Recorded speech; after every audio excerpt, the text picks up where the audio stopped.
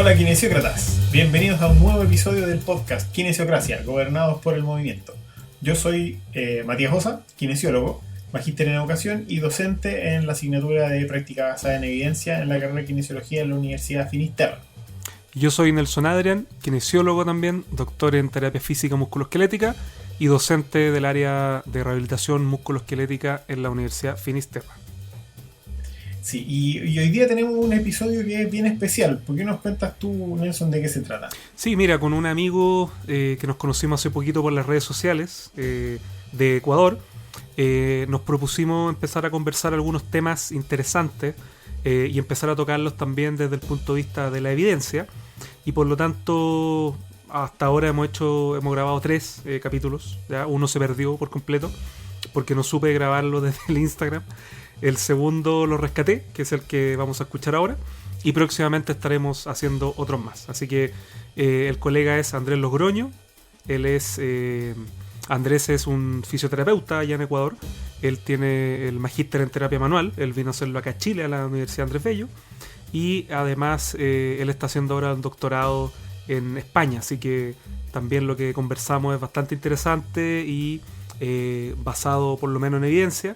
Y en esta primera vez hablamos sobre terapia manual. Lamentablemente la primera parte que no se grabó era sobre terapia manual articular, y lo que ahora hablamos ahora es sobre terapia manual de tejidos blandos, lo cual es un tema tremendo porque hay mucha evidencia detrás de las técnicas que se utilizan, los efectos que podrían tener, así que creo que les va a gustar esta conversación. Ya, pues entonces, sin más introducciones, con eso estamos bien. Aquí va la conversación entre Nelson y Andrés. Entonces, hoy día vamos a hablar de terapia manual de tejidos blandos, ¿verdad? ¿Qué entendemos por terapia manual de tejidos blandos, Andrés? Si nos podrías más o menos dar una visión general de qué significa la terapia manual de tejidos blandos. A ver, para la gente igual que nos va escuchando, para que nos vayamos como posicionando sobre el contexto en el que vamos a hablar. Tejido blando, aquí llamamos tejido blando desde un punto de vista teórico, era toda estructura de sostén que sirva de sostén, independientemente del hueso. Eso quiere decir que las técnicas de tejido blando eran o son teóricamente dirigidas a todo lo que es fascia, ligamentos, músculos, tendones.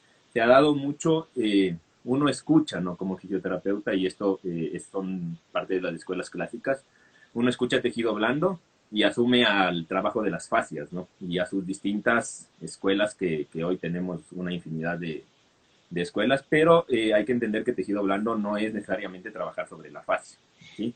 Y dentro de las técnicas de tejido blando, hoy se dividen en técnicas de tejido blando instrumental y técnicas de tejido blando no instrumental. No sé si tienes ahí algo más que añadir tú, Nelson, pero esto es como para que la gente se vaya contextualizando sobre lo que hoy vamos a hablar, ¿no? Claro, como tú bien dices, el tejido blando se entiende que son todos los tejidos conectivos, por lo tanto podemos hablar de cápsula articular, de ligamento, de fascia, de músculo, tendón, etcétera, ¿verdad? Ahora, la terapia manual, claro, la podríamos dividir, ¿cierto?, en dos. La podríamos dividir, por un lado, en la terapia manual del punto de vista instrumental, vale decir que nos vamos a apoyar o nos vamos a acompañar de algún instrumento o elemento externo, y por otro lado está la terapia manual que va a hacer con el uso de nuestro, ¿verdad? Ahora, la terapia manual de tejido blando tiene prácticamente la misma, por así decirlo, la misma expansión que puede tener la terapia manual articular.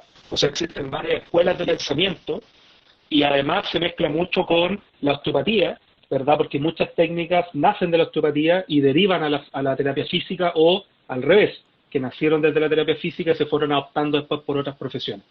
Y hoy en día ya existen una cantidad enorme. De hecho, acá en Latinoamérica existen escuelas formadoras de algunas técnicas de terapia manual de tejido blando, y ya tenemos un problema, yo creo que inmediato, al ponerle el nombre de terapia manual de tejido blando, ya porque si nos ponemos de inmediato, entramos en terreno, la verdad es que está archidemostrado que la terapia manual no tiene efecto mecánico en cuanto al cambio de la viscoelasticidad o el cambio en las propiedades del tejido blando. ¿Sí? ¿Qué opinas de eso, Andrés? A ver, y esto es algo importante lo que tú mencionas y que también la gente nos vaya entendiendo. Estas técnicas de tejido blando realmente han existido, si uno ve la parte histórica, hace muchos, muchos años. Incluso se han considerado parte de las terapias holísticas. Y ahora también se entiende que muchas de estas escuelas que fundamentan estos cursos a nivel teórico y práctico tienen que ver mucho con estrategias inclusive cuerpo, alma, energía, cosas muy holísticas, que son muy respetables, pero que se alejan de la parte científica. Eso también hay que tomarlo en cuenta. Algo que, como tú dices, ya empezamos a discrepar es el nombre, ¿no? Es el terapia manual de tejido blando. Desde ahí ya uno entiende, si para las personas que estuvieron en el primer live, también entienden que realmente con nuestras manos, independientemente de la técnica que usemos, cambios en el tejido a largo plazo no los logramos. Realmente las técnicas pasivas, haciendo un cambio de tejido, esto no se logra, no es cierto, no es plausible.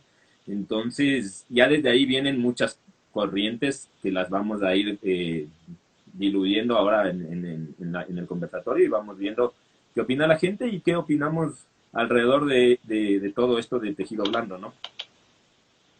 Claro, acá por lo menos en Chile y yo creo que en Latinoamérica está muy marcada la terapia manual enfocada en el trigger point, en el punto gatillo, y por otro lado muy enfocado en lo que es la fascia, ¿verdad? Acá en realidad no se habla tanto de abordaje visceral o abordaje a nivel, digamos, no sé, de otros tejidos conectivos, pero sí se habla mucho de la fascia del punto gatillo. Entonces, eso ha generado una industria, realmente no solamente, digamos, cursos, sino que una industria completa de implementación para ir a tratar los famosos puntos gatillo, ¿verdad? Si te parece, entramos en ese tema o... Entremos en ese tema ya que lo tocas. Entremos en ese tema y expliquemos un poquito ahí ese temita del punto gatillo, ¿ah? ¿Qué crees tú? Bien, yo quiero dar un poquito de contexto histórico, ¿ya? Me imagino que la gente que nos está escuchando conocerá de Janet Travell, ¿cierto? De Travell y Simmons, ¿verdad? Janet Travell fue una terapeuta médico, si no me equivoco, de los Estados Unidos, que por ahí, como en los años 50, 60, por ahí, empezó a hablar bastante de todo lo que eran los famosos puntos gatillo, o puntos dolorosos, ¿verdad? Puntos que generaban un cierto tipo de dolor específico.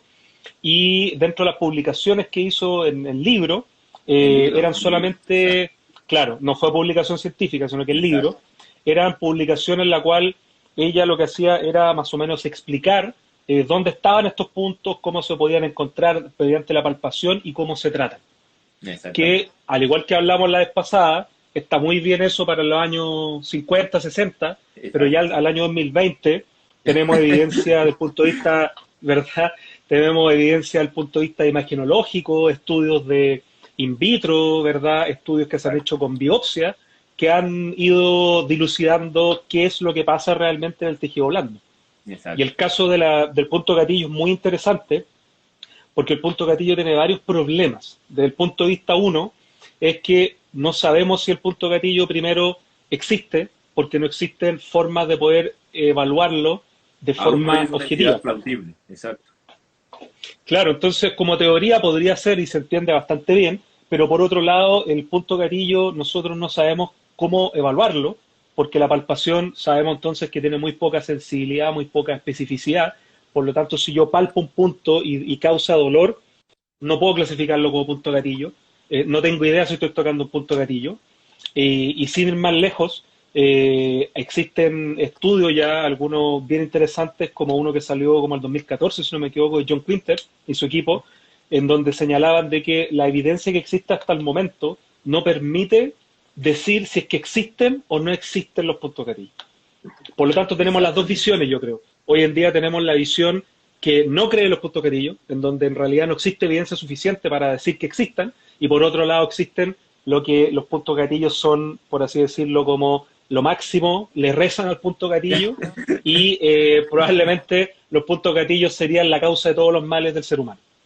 ¿Cierto? ¿Qué piensas de eso, Andrés? Ahora, sumando a eso, algo que también sí es cierto y vale la pena mencionarlo, es que todas estas teorías de punto gatillo siguen siendo esto, ¿no? Y la gente lo debe entender, siguen siendo teorías. No es algo, aún no es algo plausible. Inclusive se han encontrado estudios en donde se ve que la banda tensa, que es algo que en las escuelas de puntos gatillo, en las escuelas de punción seca, te enseñan aparentemente a palpar y a identificar estas bandas palpables, estos nódulos palpables que te enseñan a ubicar los puntos gatillo.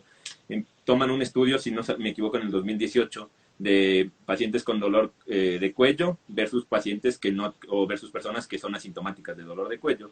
Y ven que estas bandas palpables a nivel de eco tienen personas con dolor y personas sin dolor. Entonces, esto es, ya desde ahí te saca de las teorías. Ahora hay hay dos corrientes muy fuertes, las cuales unas defienden muchísimo los puntos gatillo y las cuales las otras realmente lo niegan. Entre estas, las actuales, para que la gente también vea que no les damos duro tampoco, pero las cosas como son. Están Domenhorn, está César de las Peñas, están, creo que son Mayoral también está, creo que son los mayores investigadores a favor de los puntos gatillo. Inclusive ellos sacan un estudio, a mí me parece súper interesante, que sacan un estudio Delphi en el 2019, en donde llegan a la conclusión, a mí me encanta este estudio porque ellos lo reconocen, aquí que la gente también lo entienda, ellos que son los que a nivel mundial son los que más creería yo que defienden científicamente o tratan de defender científicamente toda la teoría de la punción seca. Ellos llegan a reconocer que primero un punto gatillo no es algo que se pueda evaluar aún objetivamente. Segundo, llegan a reconocer que no se sabe exactamente si se llegase a evaluar y se llegase a comprobar que existe el punto gatillo, cuán importante es en el dolor del paciente. Esto tampoco aún tiene una asociación real. Y nada, sin embargo, siguen dando cursos en el mundo. Ahí nomás ya no... O sea, yo hasta las dos primeras estoy de acuerdo. Ya la tercera es como que choca con lo que pasa, ¿no? Y hay un estudio, no sé si lo leíste, lo hicieron el anterior año con John Nix. A mí me llamó la atención porque él, en cambio, va mucho a la neurociencia del dolor. Y trataron de ubicar, o mejor dicho, de pensar si es que la punción seca disminuye la sensibilización central en pacientes con dolor crónico. Y bueno, la conclusión básicamente de este estudio parecería que se podrían generar efectos positivos a corto plazo. Entonces, nada, te deja como a libre albedrío. Hay que entender que no es una entidad plausible. Hoy por hoy hay un montón de teorías. La teoría más abierta es la de la crisis energética, pero, como les decimos, esto sigue siendo una teoría. Y en el dolor crónico se ha visto que no aporta básicamente nada. También hay que entender que hacen otro estudio como la confiabilidad interevaluador de los puntos gatillo, y no hay confiabilidad de interevaluador. También hay otro estudio que a mí me encanta, que utilizan la punción seca profunda y superficial. No sé si has visto que utilizan en el trapecio superior, y la diferencia es ninguna. Y hay otro estudio que hacen con palillos que me parece súper interesante, y los outcomes, los resultados son exactamente los mismos. Entonces hay que entender esto, ¿no? No sé qué quieras añadir, gente ahí, vayan anotando, vayan viendo todo. Hay un estudio muy bueno también que se hizo hace unos 3 años, en donde se comparaba la punción seca del trapecio también, pero se comparaba con la presión digital, o sea, simplemente dejando caer el pulgar. Eso es y al buenísimo. final el outcome fue exactamente lo mismo. O sea, entonces al final echaba un poco por la borda toda la teoría que existe y como la técnica en sí misma de la punción seca, que tiene un montón de precauciones, contraindicaciones, un montón de cosas. Sin embargo, el llegar y apretar el punto doloroso con la mano generaría exactamente el mismo efecto.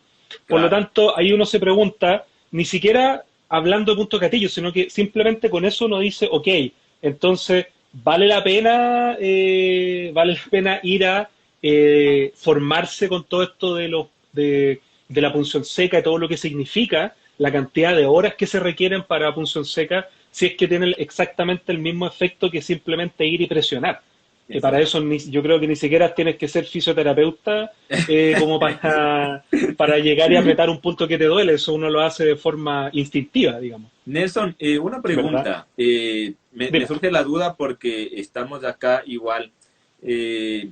En Chile, ¿es legal que el kinesiólogo utilice punción seca? Acá te digo porque, te comento esto y te hago esta duda porque, por ejemplo, en España, que yo estuve, que les comentaba la otra vez que estuve estudiando allá sí es legal, Ujú. pero también es legal, aparentemente, tener como un certificado de que tú te has formado en una escuela fuera de pregrado y tienes un certificado, creo que te piden 80 horas, 100 horas de formación mínima para darte el certificado de que puedes usar punción seca.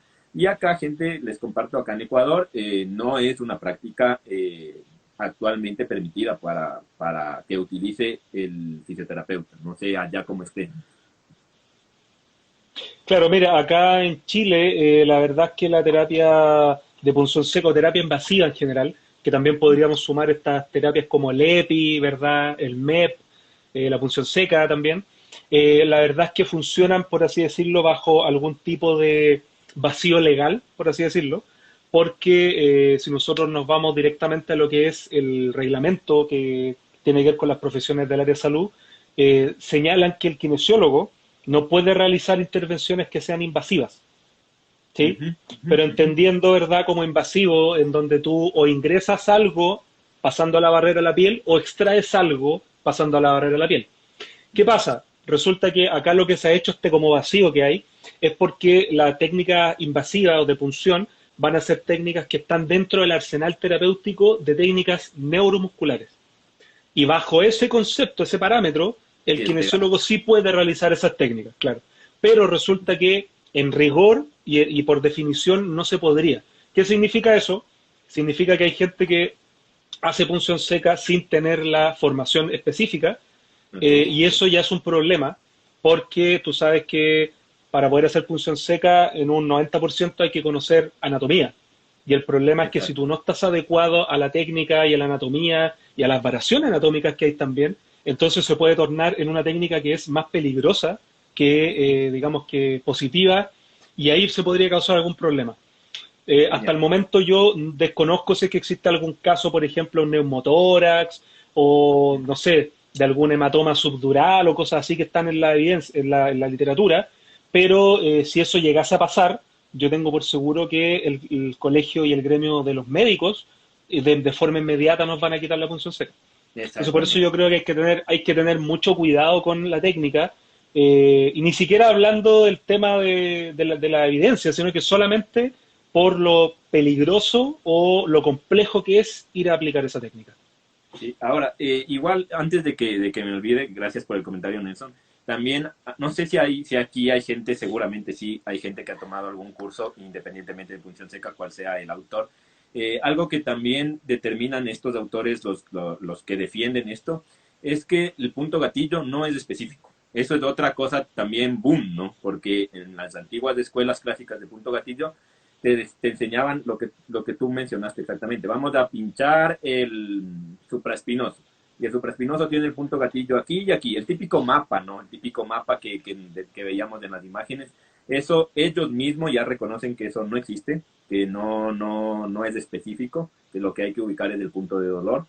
Y la otra que también hay que comentarle a la gente es el mapeo del dolor referido. No sé, esto era, Sí, esto era un boom, o sea, realmente uno como fisioterapeuta creo que se aplicaba mucho placebo también, ¿no? O sea, te duele ahí, yo vi que si aplasto ahí me va a generar el dolor acá. O te duele el ECOM, yo sé que me va a generar dolor en la mejilla, el infraespinoso dolor en la mano, y bueno, así está el mapeo, ¿no? Esta parte teórica. Entonces uno realmente aplastaba, o sea, uno realmente palpaba.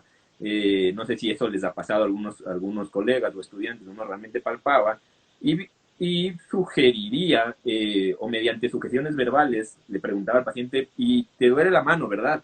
Entonces uno, claro, o sea, todas estas cosas creo que nos hacíamos sugestión verbal también nosotros, pero que la gente también entienda que esto no es plausible, nunca se comprobó realmente, esto solo se escribió en el libro, pero hoy se sabe que esos puntos de gatillo no generan ese mapeo exacto, ¿no? También hay que mencionarlo eso, Nelson, no sé qué opinas tú.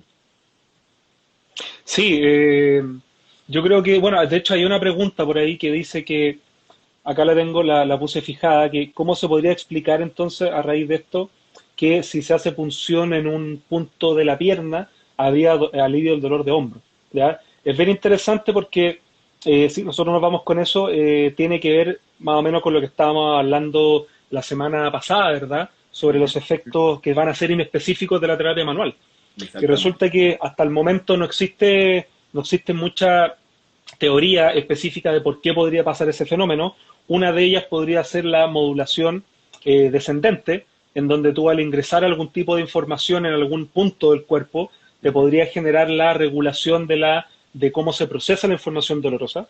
Y eso explicaría por qué de repente tú tienes estos como dolores en zonas distintas, lejanas. Tú haces una aplicación de una técnica ahí y se te va el dolor, por ejemplo, más proximal. Exacto. También está la teoría, ¿verdad?, de los centros inhibitorios cerebrales, ¿cierto? Que son estos centros difusos de inhibitorios, en donde también se ha visto que al ingresar algún tipo de estímulo que sea doloroso sobre un nivel de umbral, te van a generar una disminución del otro que no alcanza el umbral de activación. Por lo tanto, hay distintas teorías, distintas respuestas que podrían explicar, pero yo creo que una de las más interesantes tiene que ver en el tema del dolor, que el dolor es multifactorial. O sea, si tú tienes un dolor en el hombro, existen montones de factores asociados, tanto del entorno psicológico, factores personales y montones de otros factores que te van a generar una experiencia dolorosa. Por lo tanto, llevar el dolor lumbar, de hombro, de lo que sea, solamente a un pequeño punto que está ahí metido en un tejido, yo creo que es minimizar muchísimo y ver muy estrechamente el problema, creo yo. Claro. Es una teoría muy, muy mecanicista, ¿no? Y estos fueron de inclusive escuelas médicas muy antiguas que nos enseñaron como esto tiene que ser así, si no está así, entonces es la causa y arregla esto. Pero el Claro. cuerpo no funciona de una manera tan simple, esto también hay que entender. Y algo que nos decían allá, que nos decían acá en los comentarios también, es que tal vez pinchar tiene un efecto placebo mayor que el tocar. Esto dependerá, Sí, por supuesto que sí, ajá, justo eso les íbamos a decir, y esto dependerá mucho del contexto. Hoy estaba leyendo un estudio y les comento también, miren que el contexto importa tanto, y hablando del contexto, un punto importante, la comunicación verbal. Cuando tú haces sugestiones verbales antes de cualquier tratamiento, tus outcomes van a variar. Esto es sumamente interesante que también lo entendamos como clínicos y como estudiantes que están formándose también, si es que nos están escuchando estudiantes. ¿Qué quiere decir esto en resumidas cuentas? Yo voy a aplicar tal técnica, en este caso la punción seca, y si yo le digo a este paciente, antes de aplicarle la técnica, que esta técnica le va a servir, porque esto, no sé cómo vaya en Chile, esta parte de la comunicación, yo te cuento acá qué es lo que generalmente se hace, al paciente se le explica esto. El fisioterapeuta suele explicarle esto. Mire, el dolor que tiene acá es porque tiene ahí un punto gatillo así. Y lo que hace la aguja es de esto y pasa esto, entonces le va a dejar de doler. Entonces, esta explicación es muy, muy, muy, muy común acá, de parte del clínico. Entonces, claro, cuando uno escucha eso, tiene una sujeción verbal de que la aguja realmente va a curar o va a quitar todos sus dolores. Entonces, claro, entra la aguja, al paciente no le interesa si es que te formaste en donde tú quieras, y por ende los outcomes son muy buenos a corto plazo, o sea, realmente son muy buenos, pero si ustedes ven y leen literatura científica, los outcomes de punción seca son muy cortos, son muy limitados, los estudios son de muy pocas personas, generalmente no se hace con personas asintomáticas, generalmente no se compara con placebo, entonces he ahí, ¿no? He ahí el gran problema. Entonces, ¿por qué puede servir también? Respondiendo a la pregunta que tenían ahí al dato, depende mucho la sujeción verbal con la que tú también sí, utilices por esta supuesto. técnica, ¿no? Así que De vamos hecho, ahí, los vamos terapeutas, viendo. sí, sí, los terapeutas podemos ser una gran fuente de nocebo y generar lo Ah, contrario, o podemos ser tan convincentes en lo que estamos diciendo que le podemos literalmente vender un tratamiento al paciente, el paciente se va a mejorar. O sea, está demostrado que al final la relación con el paciente, la alianza terapéutica que se forma, va a ser lo fundamental para el factor pronóstico y el outcome que yo quiera lograr con la persona. Pero volviendo al tema del punto gatillo, es verdad que por ahí tengo fijado otro comentario que hablaba sobre los artículos de la doctora Langevin sobre los efectos de la metatransducción. es bien interesante eso porque la verdad es que la mecanotransducción es un efecto que sucede efectivamente en el cuerpo, el, en donde cierto, un estímulo mecánico se va a transformar en señales químicas y finalmente cambio a nivel del ADN dentro de una célula, en este caso, por ejemplo, musculares. Pero lo interesante de esto es que los estudios que han mostrado, que han hablado sobre la mecanotransducción, se ha evidenciado a través del ejercicio. Y justo Es eso el yo iba a ejercicio comentar. físico, es el ejercicio físico La el carga. que puede gatillar toda, claro, la carga finalmente es la que va a generar el efecto de mecanotransducción. O sea, si tú dices, o si alguien pregunta qué tipo de intervención tenemos nosotros para regenerar tejido y para cambiar las características de un tejido, no hay otro que no sea el ejercicio y no hay nada más que hablar. Y eso, Si nosotros lo llamamos Sí, dale. y eso, como tú dices, Nelson, y que quede muy claro, ¿no? Cuando a nosotros nos preguntan como, bueno, ¿y tú como terapeuta puedes generar algún cambio en el tejido con alguna de tus técnicas? Con técnicas pasivas, yo creo que está demostrado que no generamos cambios a largo plazo en el tejido, pero sí con Claro. el ejercicio. Y bueno, ese es otro tema, ¿no? Que podríamos explayarnos, que es la carga. O sea, Sí, por supuesto. la carga, se ha visto que inclusive hay un aumento de grosor de cartílago en personas que hacen trote. Y Sí. bueno, hay muchísimos estudios que a uno le sacan bastante la cabeza, pero gente, vayan entendiendo que si es que queremos generar cambios estructurales, que van acompañados también de cambios neurofisiológicos, hay que entender esto también, es el ejercicio, es la carga, y Sí. aquí ya es otro tema. O sea, aquí hasta ahí quedémonos porque si no nos vamos Sí, a no, otro tema. ya. El ejercicio es muy interesante, es un tema yo creo que da para hablar mucho, pero se supone que nos juntamos a hablar de la terapia de tejido blando. Pero tocando el tema, con el tema de las expectativas que tú decías, es verdad, a mí cuando yo trabajo con deportistas, si tú al deportista le haces una técnica que sea muy suave y que él literalmente no siente, la persona va a sentir que no le estás haciendo nada. Pero si tú vas y le aplicas una aguja que ingresa al músculo, que el paciente siente el pinchazo, ellos van a sentir que sí tú le estás haciendo algo, por lo tanto es bien complejo porque a la larga lo que uno tiene que hacer entonces es tratar de jugar también con este tema de las expectativas que tiene la persona. El problema es cuando yo deposito toda mi expectativa y todo el resultado que vamos a tener del tratamiento lo pongo en manos de una técnica. Y ahí está el problema, creo yo, que es lo que genera la terapia manual, ¿verdad? Y Y es verdad, por ahí también comentaban que, para terminar, por ahí también comentaban que el teatro era interesante, y sí, de hecho hay estudios publicados, hay uno muy bueno en la JOST que habla sobre que la terapia manual sería un lobo vestido de oveja, ¿verdad? Sí, Perdón, una oveja vestida de lobo, era al revés. Claro, Sí, sí. es muy Es bueno genial. porque a la larga está archi demostrado que el teatro que tenga la terapia manual, o en general el tratamiento, va a ser relevante para ver los resultados que yo voy a obtener. Por lo tanto, si yo soy bueno para vender el tratamiento, yo estoy demostrando que esto es lo último que se hace y se lo hacen los deportistas de elite, probablemente la gente va a confiar más y van a tener también mejor efecto. Eso, por ejemplo, explicaría el efecto de las famosas ventosas, ¿cierto? Las ventosas que se utilizan sobre todo en deportistas. En Si tú deportistas buscas va. evidencia, claro, si tú buscas evidencia, no existe absolutamente nada de las ventosas, Nada. pero están muy difundidas. Yo no sé cómo en Ecuador, pero acá en Chile yo creo que prácticamente todos los kinesiólogos que nos dedicamos al deporte, dentro del arsenal existe ocupar las famosas ventosas y no existe ningún paper que valide el uso de las ventosas. Exacto. A ver, ahí hay un tema interesante también, ¿no? Y la gente debe entender esto, porque esto sigue siendo tal vez parte de tejido blando, el uso de las ventosas, el uso de la punción seca en el deportista. Esto, qué bueno que topaste este tema, Nelson. Yo creo que, yo bromeaba la otra vez con un compañero y decía, yo creo que Phelps aquí nos hizo un gran daño en las últimas Olimpiadas. Sí, Que no tiene idea cómo nos dañó a la profesión, ¿no? Siempre molestaba con eso, porque, claro, o sea, él salió con las marcas de acá, de las ventosas, es el mejor nadador del mundo, punto, sirve. O sea, ese es nuestro pensamiento, ¿no? Y ese es el pensamiento, sí. hay que entenderlo, ese es el pensamiento profesional y ese es el pensamiento del paciente también. Entonces, en el Claro. deportista, no sé, no, yo creo que esto no es a nivel regional, sino a nivel de deportista, a nivel mundial. En el Sí, deportista funciona mucho lo que le hace bien por cábala, incluso más que por ciencia. Esto ya no se sí. trata tanto de un contexto cultural, de un contexto social, sino de mucho del rendimiento deportivo.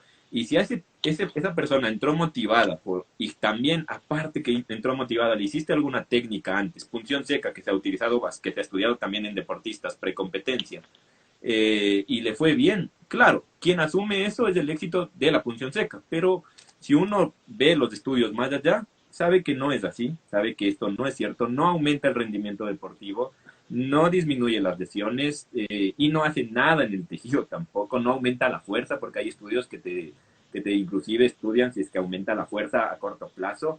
Esto también no es cierto, así que nada, gente, y lo de las ventosas no hay mucho que decir, la verdad es una práctica holística y se debe quedar como eso, como una práctica holística, nada más. No sé qué tú creas en eso, Nelson.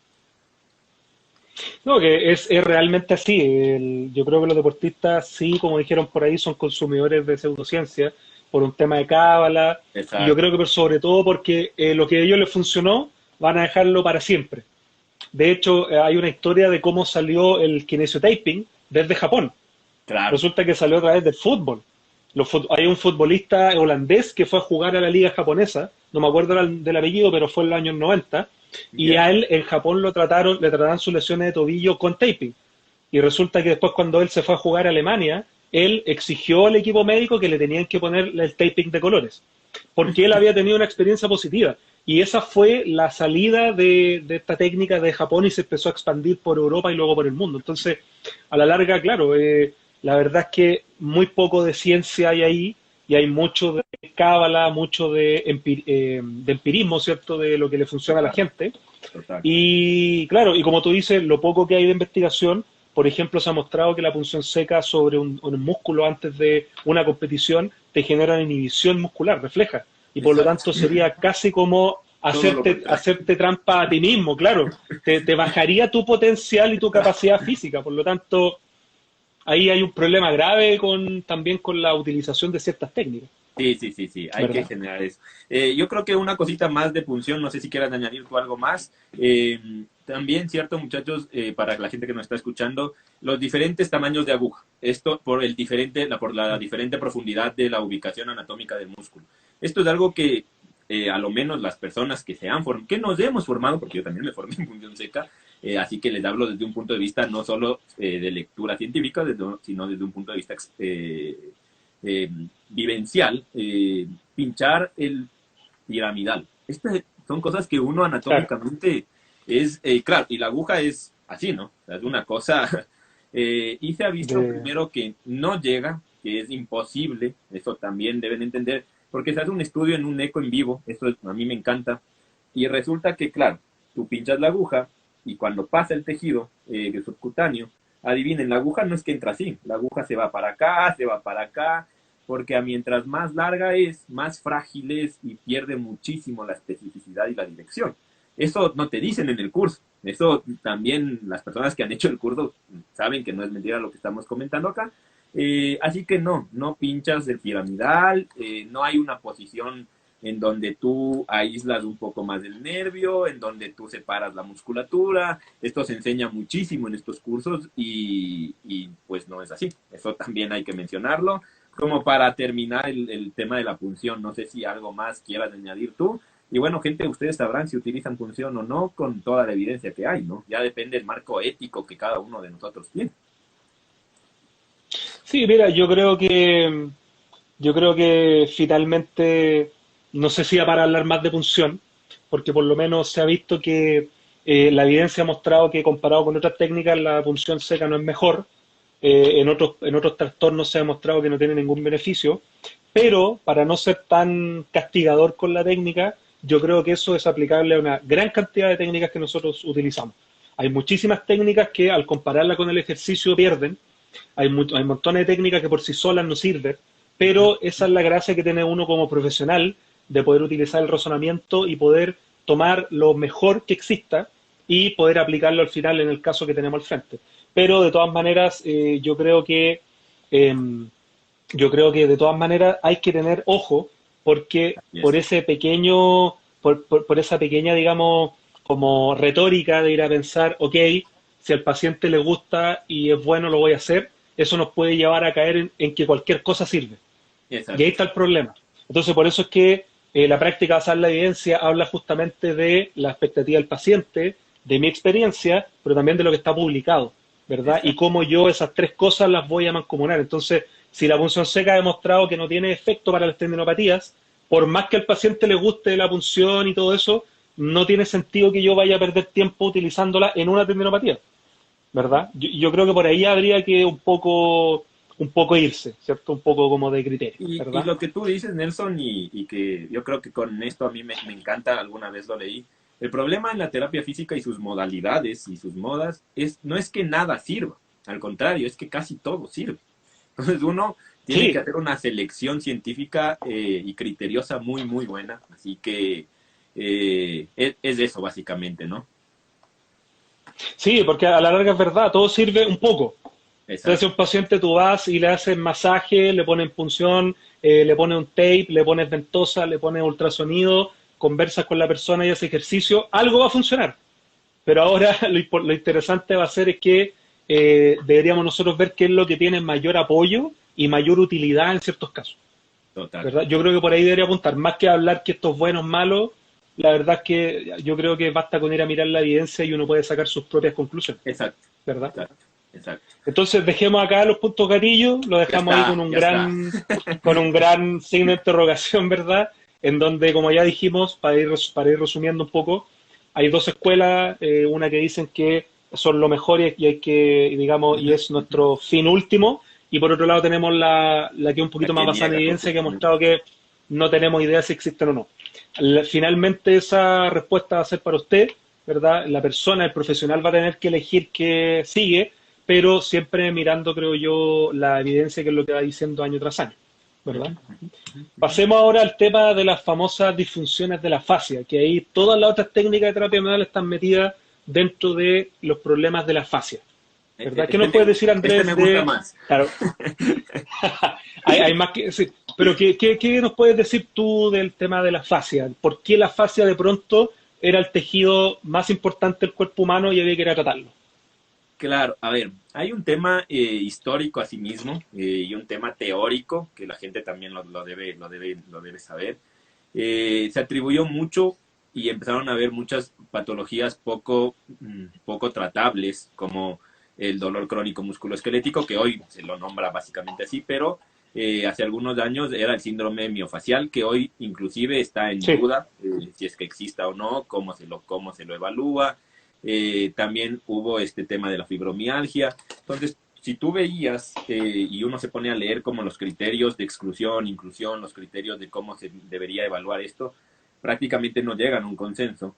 Y salió este tema ujú, del síndrome miofacial, donde se sí, atribuía a que la fascia, por todas sus terminaciones nerviosas, sus estructuras anatómicas, sobre todo su parte anatómica, yo creo que la fascia cogió muchísima fuerza por la parte anatómica, sí. empezaron a relacionarla, ¿no? La fascia superficial, la fascia profunda con tales músculos, con tales vísceras inclusive, y entonces empezaron a ver o empezaron a buscar una relación causa, ¿no? Si hay dolor lumbar es porque tu fascia tóraco-lumbar profunda y la Sí, parte renal. Entonces, claro, si tú trabajas sobre el músculo pero no liberas la fascia, pues nada de esto va a servir. Esto era como la teoría más grande, ¿no? Y bueno, de ahí vino Andrew Pilat, que realmente fue el que puso en boga, creería yo, la parte del término liberación miofacial. Yo creo que desde el término eh, provoca muchísima discusión, ¿no? Pero puso en boga esto de la liberación miofacial y bueno, actualmente hay un fuerte grupo de investigación, pero se debe entender que estos grupos de investigación se han hecho muchísimos en cadáveres, en roedores, y los estudios con seres humanos está muy, muy, muy, muy dejando que hacer y actualmente hay un grupo muy fuerte que se llama con el doctor Esteco, no sé que algo más sí. quieras añadir de introducción a esto del trabajo de las fascias. Sí, que bueno, como tú decías, ¿cierto? La fascia de pronto pasó a ser el gran tejido. y yo creo que derivado de los estudios anatómicos, que Sí, sí, mostraban sí. que la fascia era un tejido como una segunda piel que recubría todo el cuerpo, y yo creo que de ahí vino el problema de llevarlo hacia la patología, Ujú, ¿verdad? ujú. Porque el problema fue que se le empezó a dar una importancia excesivamente alta a este tejido, y la respuesta era mágica porque la fascia está Claro. conectada a todo. Entonces, como está todo conectado, entonces eso explica el tema de la fascia toracolumbar, la fascia deltoide, etcétera. Y el problema fue que se empezaron a generar muchos conceptos de tratamiento, pero sin tener una explicación válida por atrás, ¿verdad? Ujú. Entonces yo creo que ahí viene el gran problema, y justamente yo creo que los investigadores más serios del tema de la fascia, como Robert Schlapp o como los Ujú. hermanos Stecco en Italia, son Exacto. los primeros que han dicho algo que es súper importante. Yo me acuerdo cuando yo estudiaba todo este tema de terapias faciales, esto se me quedó grabado para siempre, que decía que, de hecho lo dijo Schlapp en una presentación, él dijo que la fascia, perdón, era biológicamente impresionante porque tiene bastantes propiedades muy importantes, pero el problema era que desde el punto de vista terapéutico es inútil. O sea, uno de los investigadores más grandes de la fascia, él ya Eso es decía, bueno, eso es ¿cierto? bueno. Que, claro, él ya decía que es interesante la fascia porque la fascia transmite fuerza, recibe carga, tiene un montón de funciones importantes biológicas, pero eso no significa que podamos nosotros ir a tratarlo de cualquier forma, ¿verdad? Y por lo tanto eso ya te cambia muchísimo qué es lo que realmente pueden hacer estas técnicas sobre este tejido, Sí, ¿verdad? algo que es importante también que nos enseñaban, ¿no? Y esto no sé cómo sea en Chile, te comento acá, en pregrado actualmente se habla mucho de la fascia, y se enseñan Sí, técnicas milenarias, o sea, las técnicas de sí, manos cruzadas, las técnicas del sí. popping, la del De la stroking, J, ajá, o del sea, son stroke, técnicas milenarias, o sea, si uno se pone a ver, es más, te sí, hacen estudiar con el libro de inducción miofacial que fue escrito en 1800 antes de Cristo, creo, pero o sea, todas estas cosas, claro, ¿cuál era el concepto fuerte de este grupo de terapia facial? Es que, claro, la fascia es un tejido que siempre está en tensegridad, que siempre está en contracción, que tiene contracción propia, y desde ahí entonces, claro, dijeron, entonces puede generar y transmitir fuerzas, por ende la patología, si es que se llegan a restringir estas fascias, porque este era el vocabulario que se sigue usando aún, esto también es un poco preocupante, pues entonces, claro, todo esto va a ocasionar patologías musculoesqueléticas, que se van a ver evidenciadas con inclusive otras cosas. Y nada, empezaron a haber teorías súper, a ver, yo en esto tal vez súper cómicas, como el esguince de tobillo tal vez es porque la fascia toracolumbar no está funcionando claro, bien. Eh, claro. Empezaron a haber teorías como la dura madre, como la terapia craneosacral, o sea, cosas que ya se fueron, o sea, realmente se fueron de la ciencia, y esto yo sí creo que también hay que poner un alto muy grande, ¿no? O Sí, sea, todo bien si tú crees en las terapias complementarias, pero o sea, hay que dejarlo al lado, o sea, esto no es ciencia, para nada, o sea, esto también hay que entenderlo, no sé qué tú creas respecto a eso. sí, es que la definición de terapias complementarias es que complementan a un tratamiento principal. Entonces el problema es Exactamente, que si a la persona le gusta la terapia de flores de Bach o le gusta la musicoterapia, que bueno, y se puede utilizar, no hay problema, pero no exacto. significa que tu tratamiento va a ser en base a eso o que tu mejoría va a ser porque utilizamos X tratamiento.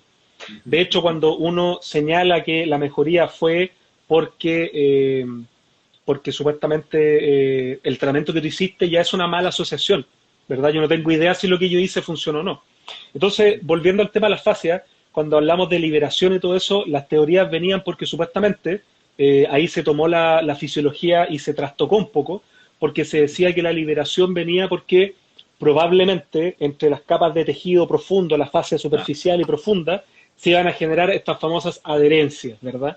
Y estas adherencias o fibrosis iban a entrar en un círculo vicioso en la cual el movimiento rompía esta fibrosis y esta fibrosis generaba un proceso inflamatorio y ujú, esto volvía a generar mayor fibrosis.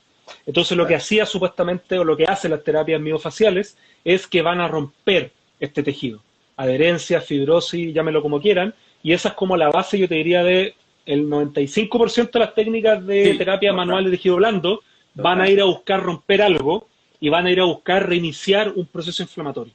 No sé qué exacto. opinas tú, Andrés, pero yo creo que pensarlo desde ese punto de vista de nuevo, volvemos, estamos en el 2020, ¿verdad? Exacto. Pensar justamente que a ti te duele algo o estás con una disfunción porque de pronto aparecieron estas famosas adherencias, es también pensar de una forma muy reduccionista. Y además ir a pensar de que yo las puedo ir a romper y que puedo liberarlas, también es terrible, porque a la larga, si tú lo piensas, hay estudios del mismo equipo de Robert Schlapp que han mostrado que para deformar en un 1% la fascia de la banda iliotibial se necesitan casi 1000 kilos de fuerza. Y Y esto está nosotros con la descrito hace mano y años, haciendo, ¿no? claro, como el año 2000, 2007. Y Esto si está yo empiezo a descrito hacer hace estos años. strokes de la J y las manos cruzadas y todo eso, no voy a estar generando casi nada de fuerza. Entonces, ¿realmente puedo yo generar un cambio en el tejido, en la fascia, liberarla o cambiar su elasticidad? Por supuesto que no, Exacto. ¿verdad? Algo que veo que me están preguntando y para ser concretos, no se puede liberar la fascia. Es más, es un término No, nocebo, no por existe eso supuesto. porque la fascia no se atrapa y si se atrapa no la sabemos, no sabemos si existe eso. Algo también muy concreto es que no podemos evaluar restricciones faciales. Esto es algo que te No. enseñan, que la fascia es multidireccional y tienes que sentir. Esto es también muy subjetivo y bueno, hay que decirlo, no es real, no es plausible, así que gente también vayan sacando esa idea. Y algo que también a mí me gusta aquí añadir y es justo tomando a Esteco, que creo que es uno de los, yo diría que realmente es el grupo más fuerte actualmente de investigadores de la fascia. Gente, escuchen esto bien. Esteco propone que todo este tipo de tratamientos dirigidos a la fascia son terapias complementarias. Esto hay Sí. que entenderlo, ¿no? Entonces, aquí va una pregunta que yo la tenía y quería llegar a este tema, Nelson, no sé qué tú creas.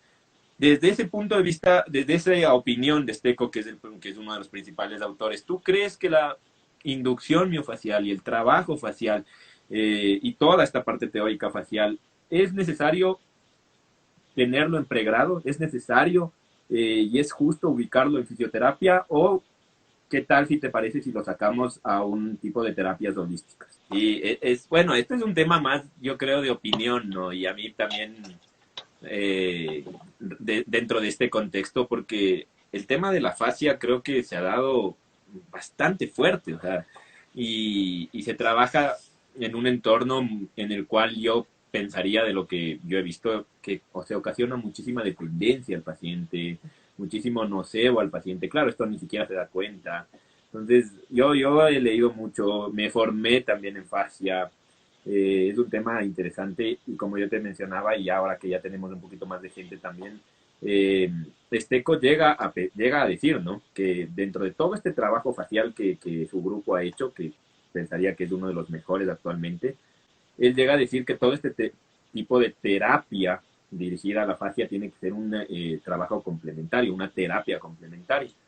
Desde ese punto de vista y desde esa opinión de experto, yo lo que te preguntaba y a la gente también, no sé qué opinen, es que si todo este trabajo de fascias y toda esta materia de que tenga que ver con inducciones miofaciales y todo como lo quieran llamar, es necesario que el fisioterapeuta se forme en pregrado o qué tal si lo dejamos esto de la fascia del listo a un lado, lo respetamos y lo dejamos como una terapia complementaria, porque terapias complementarias hay un montón y son reconocidas por la OMS también, ¿no? Sí, Hay que entender eso. O sea, no estamos sí. dándole duro a las terapias complementarias, al contrario, estamos reconociendo que tienen su lugar.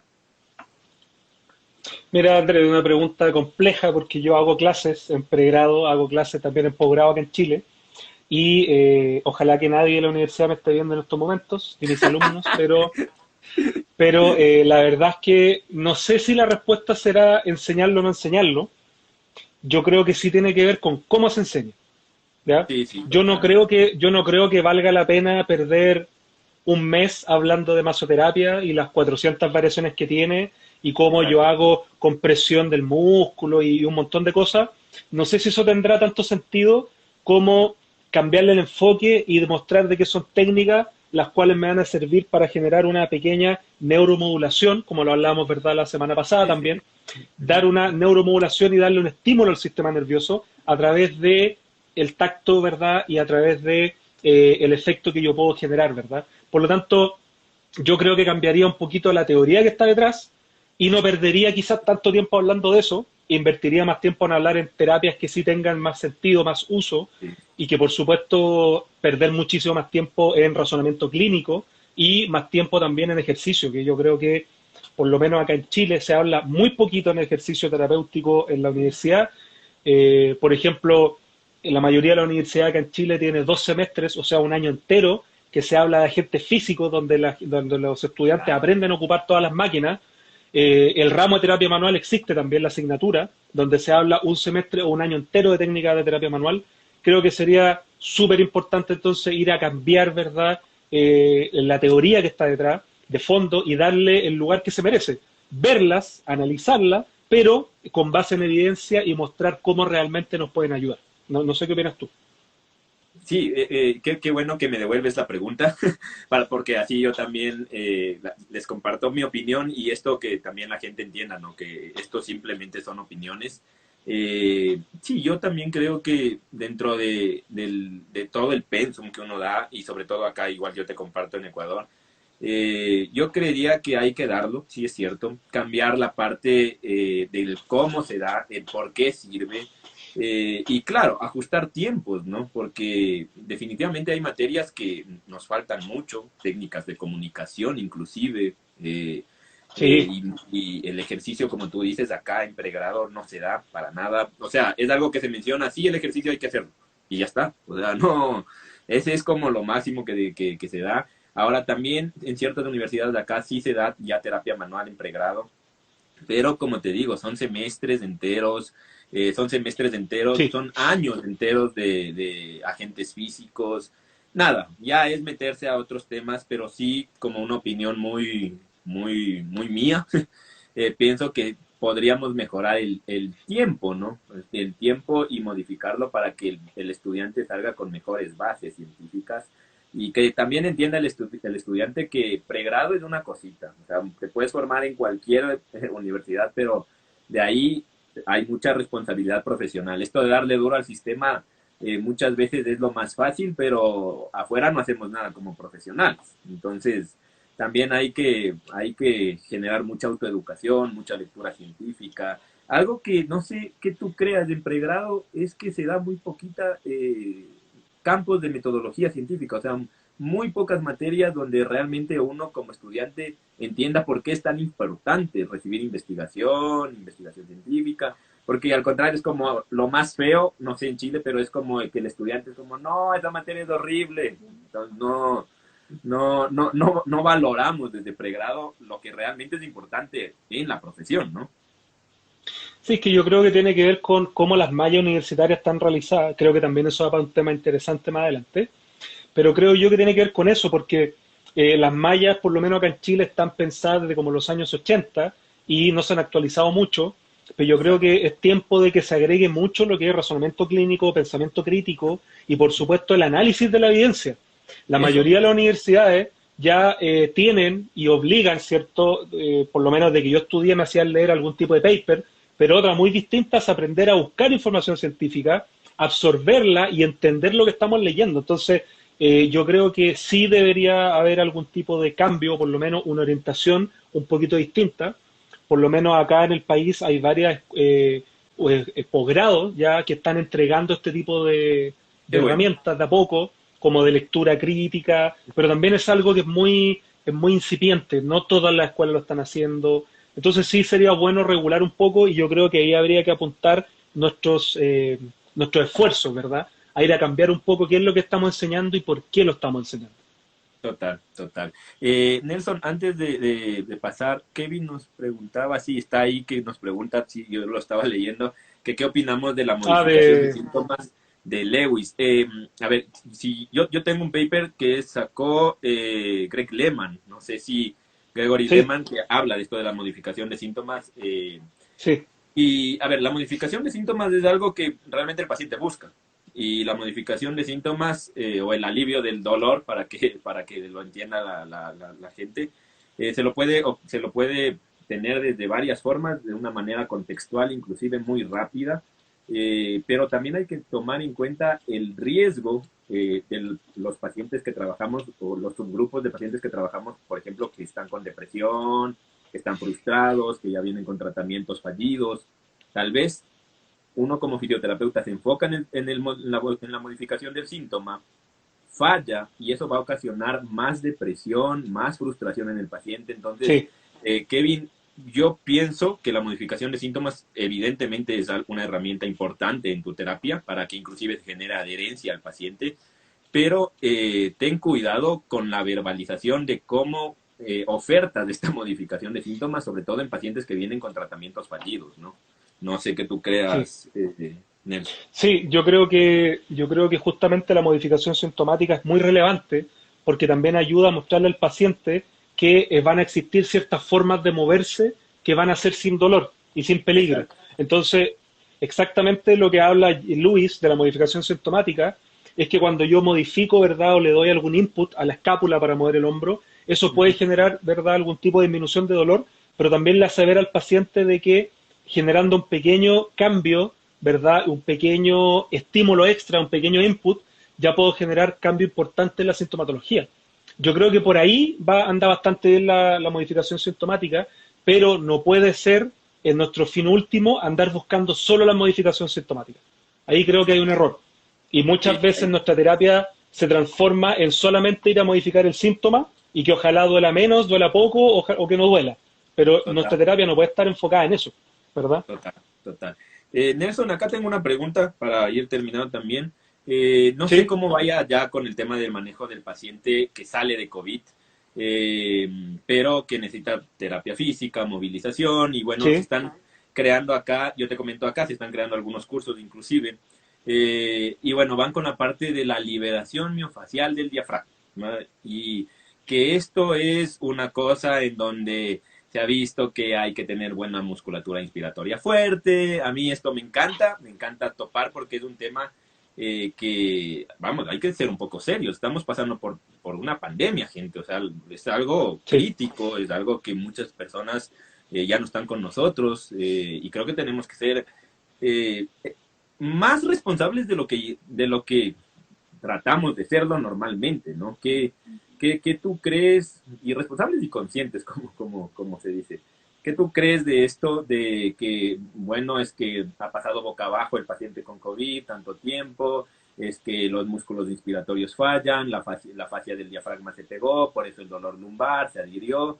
Esto, ¿qué es exactamente? Vamos, es la última que la tengo acá, Nelson. Eh, no sé qué decirte, Andrés, qué lamentable escuchar eso. El, Sí, el rol ah, del kinesiólogo es sumamente importante en el manejo del COVID. Acá en Chile se ha demostrado totalmente, ¿verdad?, el trabajo que hacen los colegas que se dedican al área respiratoria. Y exacto, obviamente un paciente que esté en cama va a tener atrofia musculares, va a tener problemas cardiorrespiratorios, pero no se van a mejorar haciendo liberación del diafragma. Ya exacto. porque en realidad el diafragma, si tiene una hipofunción, es porque, no sé, derivado de otras cosas, mecánicas o metabólicas o lo que sea, pero eso se va a trabajar justamente con ejercicio respiratorio, con la asistencia que podemos hacer nosotros desde ese punto de vista, con ejercicio aeróbico de baja carga, progresivo, qué sé yo, pero no haciendo liberación. Ahí yo creo que la idea está súper bien, pero mal por otro lado, ¿verdad? Vamos, hay que ser no sé, buscaste la respuesta educada, creería yo. Solamente puedo decir esto, mira. Esto, y yo creo que eso no hay más que decir. No, sí, o sea, fuera de todo esto, gente que nos está escuchando, vamos, esto es una cosa, es un disparate, no, ni en COVID, ni antes de la pandemia, la fascia del diafragma, qué carajo, no, eso no podemos liberarlo, no sé, o sea, realmente hay que entender esto y ahora, en serio, gente, yo sí les digo más conciencia, o sea, realmente más conciencia con todo lo que estamos pasando. Y nada, eso creo que hemos respondido a la mayoría de preguntas, Nelson. No sé si por ahí te queda Sí, alguna otra. Y estamos, eh, creería. no, creo yo que hemos abordado la mayoría de las cosas. Espero que con esto ya haya quedado un poquito eh, más claro el tema de la terapia manual de tejido blando. Creo que el mensaje es el mismo del que hablamos la semana pasada de terapia manual articular, que hay que tenerle más cariño a leer, a entender la literatura, a no tenerle miedo a ir cambiando los paradigmas, ¿verdad? No nos va a hacer daño. O sea, algo que yo puedo aprender en la universidad o que vengo haciendo hace mucho tiempo, que yo de repente cambie mi punto de vista, no es malo, sino que habla de que nosotros tenemos la suficiente humildad para poder seguir avanzando y hablar cosas que van a, al final, ayudar a la persona. Así que creo yo que fue un tema bien interesante. Y como ya lo he pedido harta gente, te dejo invitado, Andrés, para que hablemos de algo que sí vamos a hablar muy bien. Le vamos a tirar todas las flores que existen en el mundo sobre el ejercicio terapéutico. Va a ser unas 2 partes, ¿verdad? Pero bueno, vamos sí, por supuesto. De resumirlo. Ahí todo sí. Bonito, la parte del ejercicio terapéutico. Por supuesto. Sí, así que eso, Andrés, muchas gracias. No, a ti, Nelson, gente, ya saben, como dice Nelson, la idea es cogerle cariño a la lectura, a la profesión, a ser más éticos, como siempre, y qué gusto tener tanta gente conectada. Déjenos sus comentarios, sus preguntas, que para nosotros es una retroalimentación muy, muy interesante, muy bonita, y nada, estamos para aprender todos, ¿no? Sí, ahora les juro que voy a bajar el video, voy a sacar el audio y lo voy a dejar en nuestro podcast llamado Kinesiocracia, así que pronto ojalá esté ahí disponible. Así que gracias a todos, gracias Andrés una vez más y nos estamos viendo próximamente. Que estén bien. Gente, un abrazo. Hasta luego. Chao, chao. Y ahí lo tienen. Terapia manual ortopédica Recuerden que nos pueden encontrar en redes sociales, en Instagram y en Twitter somos @kinesiocracia, y también tenemos una fanpage en Facebook que es Kinesiocracia. Nuestro correo es kinesiocraciapodcast@gmail.com y también tenemos una página web que es kinesiocracia.com, y ahí estamos atentos a también sus comentarios, preguntas y cualquier sugerencia que tengan. Hemos estado un poco desaparecidos, pero ya estamos regresando con todo, así que gracias a la gente que ha estado preguntando cuándo salen capítulos nuevos. Así que aquí estamos con Matías preparando de a poquito información para acompañar. Muchas gracias y nos escuchamos. En movimiento, pero quédense en su casa.